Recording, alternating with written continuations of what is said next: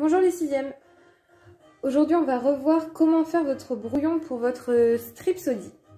D'abord vous vous munissez d'une feuille blanche, intégralement blanche, puisqu'on n'est plus sur le brouillon que l'on a effectué en classe, mais bien sur l'œuvre que vous allez me rendre. À partir de cette feuille qui est de taille A4, on la plie en deux pour obtenir un format A5.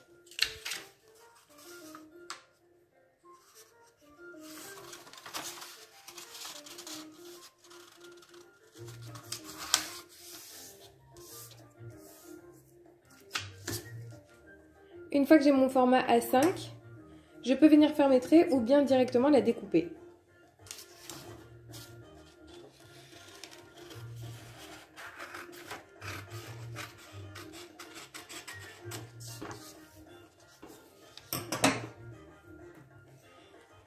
À partir de ce format A5, je vous rappelle que vous tracez en partant du bas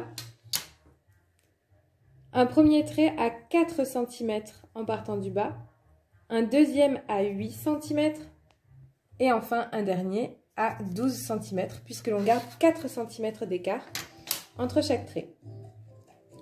Je reporte bien sûr de l'autre côté pour bien aligner mes traits.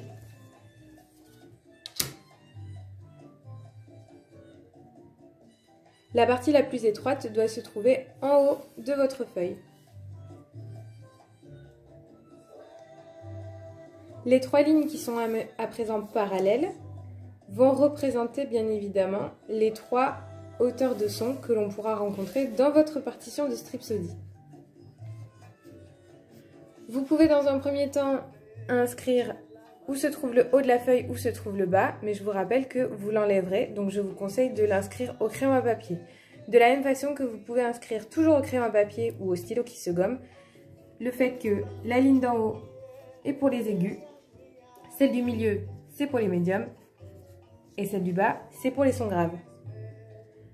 Voilà, vous pouvez inscrire au dos votre nom, votre prénom et votre classe, et vous avez enfin votre partition pour stripsodie. À vous de rajouter, je vous rappelle, 3 éléments, un dessin, une onomatopée et le troisième est au choix, soit un dessin, soit une onomatopée. On ajoute de la couleur, on pense à ne pas aligner tous les éléments histoire de pouvoir les interpréter et on se retrouve à la rentrée avec vos partitions.